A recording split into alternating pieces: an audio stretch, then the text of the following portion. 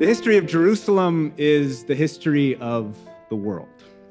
That's how historian Simon Sebag Montefiore puts it.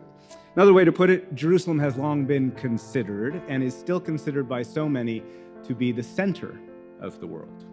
Abraham, Jesus, Mohammed, the patriarchs, the prophets walked what we now call Jerusalem's old city, and it is old. It has been and remains the center of the struggle of the Abrahamic world. Jews, Christians, Muslims believe it is one of the, if not the, holiest cities on the planet.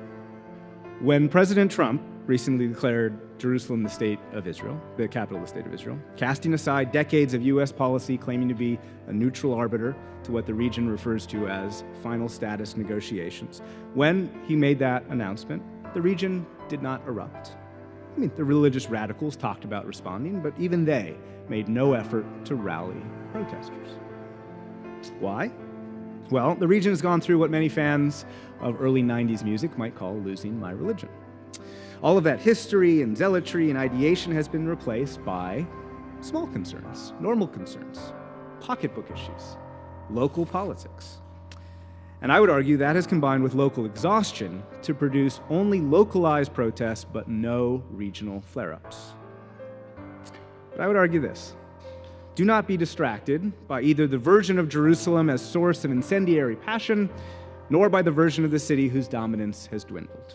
Do not be distracted by the figurative shiny objects that fly at us every day.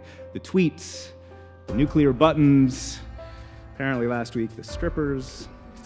Look at the world more strategically, and there are bigger things beginning to happen, and Jerusalem is part of that. The Jerusalem decision could undercut the administration's own efforts to confront Iran. The decision could reduce the chances of peace in the Middle East.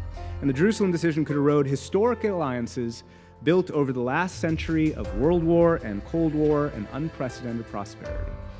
The Jerusalem decision, in other words, challenges the very strategy the United States claims to be pursuing.